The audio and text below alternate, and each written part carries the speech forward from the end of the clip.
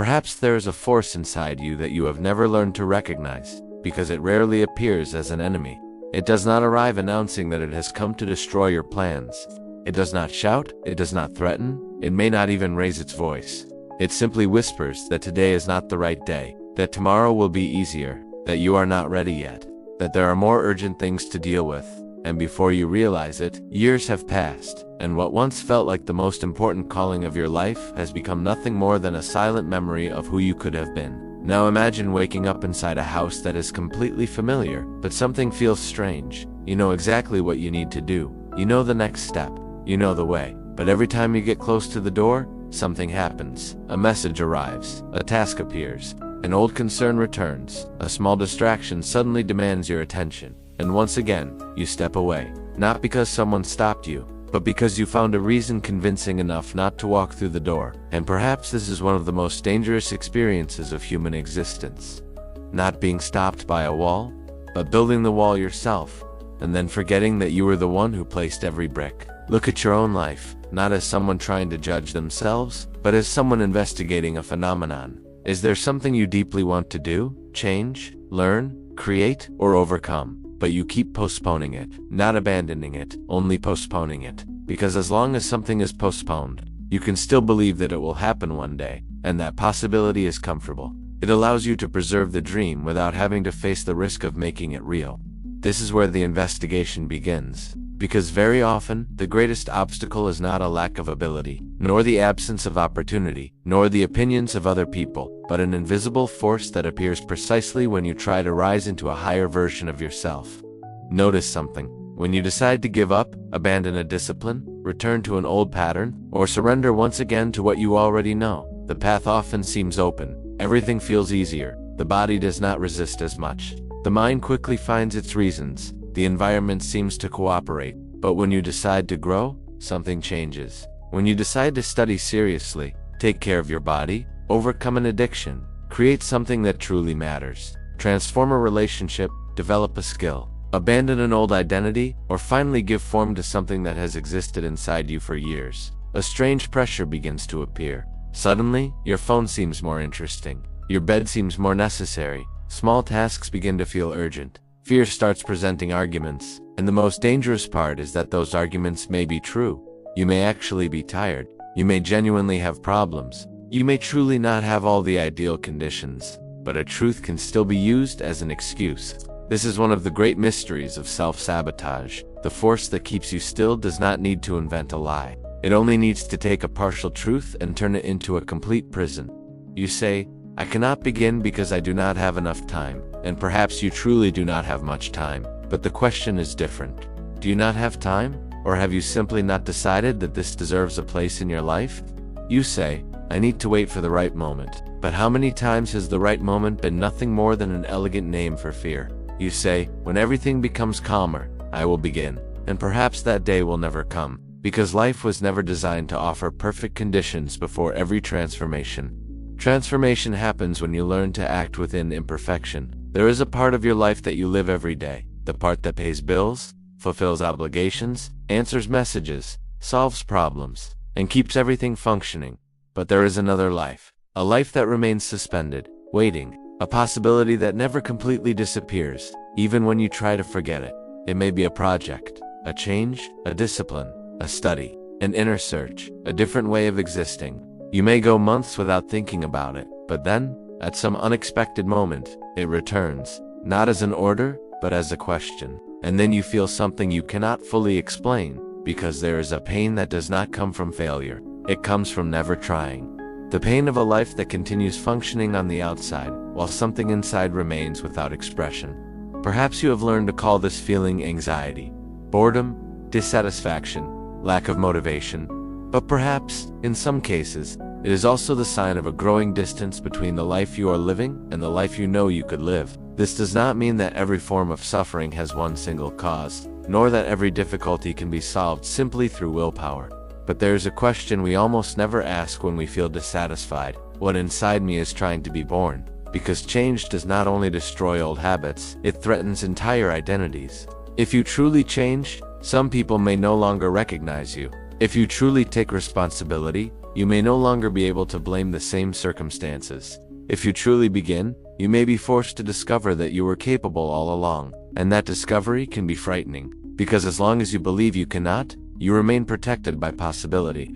But once you begin, you enter the territory of reality. There is no longer the fantasy of being someone who will one day do it. There is only the act of doing. And this is where many people retreat, not because they no longer desire the change, but because the desire has become too real. Fear is not necessarily a sign that you are on the wrong path. Sometimes, it appears because you have come close to something that can truly transform you. Fear does not need to disappear before you move forward. Perhaps courage was never the absence of fear. Perhaps courage is the decision not to give fear control over the direction of your life. You can feel afraid and continue.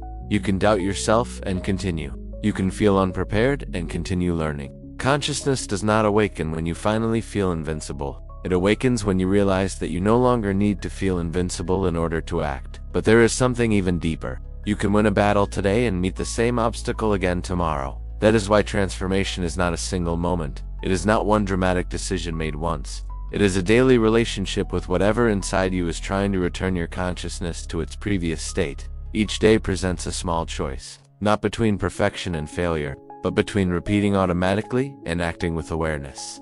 This is how a new identity is built, not through grand declarations, through small, silent proofs. You say you will do something, and you do it. You say you will return, and you return. You say you will not abandon the path at the first sign of discomfort, and you remain. Little by little, the mind begins to understand that your word has weight. And when your own word begins to have weight again, something inside you starts to reorganize. This is the point where a person stops treating what they love as an occasional pastime. Because whatever truly transforms your life must receive your presence. Not necessarily your entire day, but a real part of your day. Not only when you have energy left, not only when inspiration appears, not only when no one needs anything from you.